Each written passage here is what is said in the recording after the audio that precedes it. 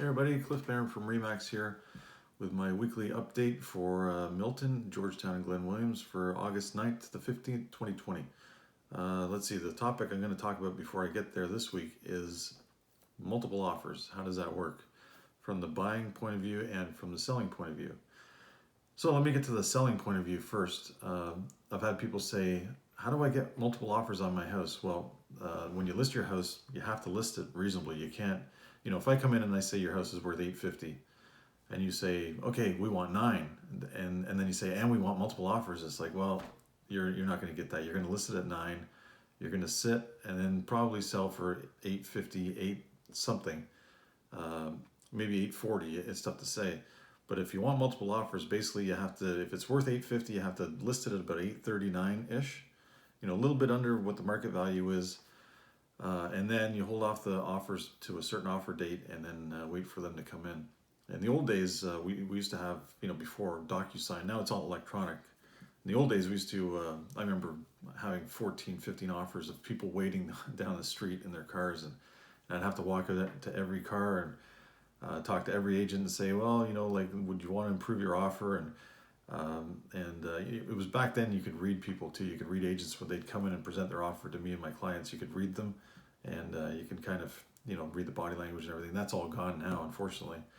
But so anyways, if you want multiple offers, you have to price right. That's the main thing. You can't price high and expect multiple offers on top of that, because buyer agents basically assume that you're gonna, list it at say $850 and sell it. If you're holding off offers, then it's worth about 9. You're gonna sell it for around 9, $870, something like that. It's tough to say, but it'll be over the asking price. So if you ask too much to start with, people aren't gonna go, oh, okay, I'll give you even more. It's just not gonna work that way.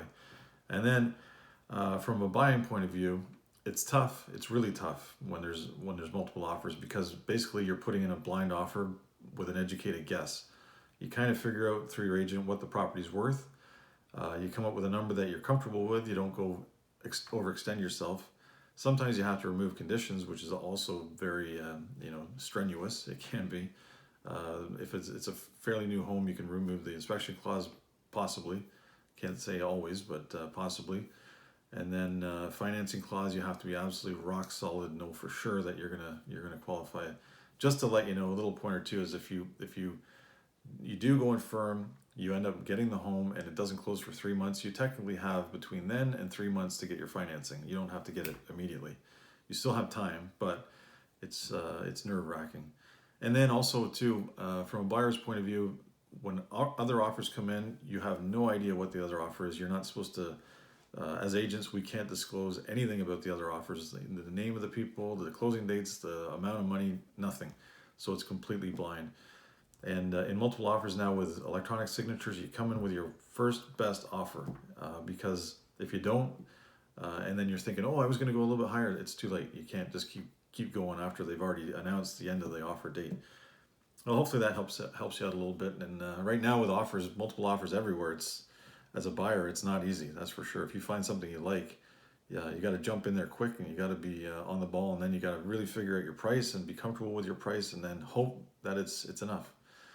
Anyways, and I've seen some properties sell ridiculously over the asking price, and I scratch my head sometimes and think, wow, who knows? Hopefully they'll buy and hold and stay there for 10 years to recoup that money they put into it. But anyways, getting to the sales for Milton and Georgetown, August 9th to the 15th, 2020.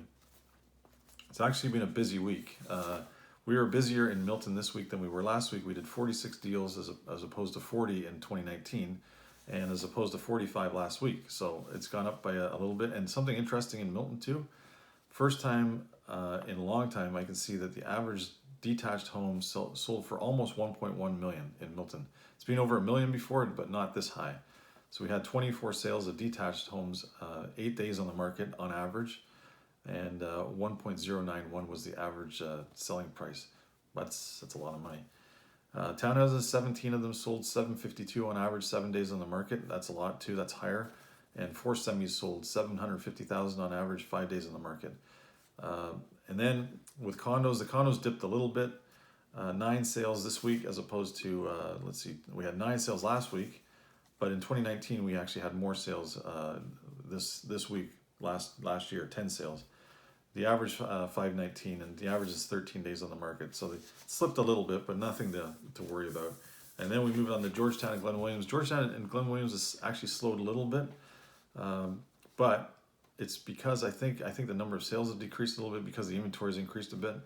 So that could be why it's what's happened. So let's see, in 2020, 15 sales in the past week as opposed to 18 last week, the previous week. So it's come down a little bit.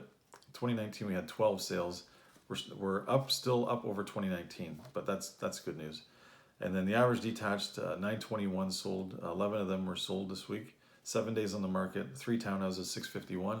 4 days on the market, and 1 semi at 604, and 5 days on the market. Interesting thing about that semi, it was built in the 60s, listed for $499, sold for $604, and it needed work. So that's when it comes to the cheaper stuff. Anything below 7 is flying. If you got a listing coming up, let me know, because I got buyers. So anyways, so any questions, let me know. Hopefully this information is good for you, and hopefully that multiple offers thing kind of clears things up a bit for you. And any questions, let me know, and I can be sure to help you out. Send me a PM, DM, email, or a phone call, whatever works for you. Talk soon. Take care.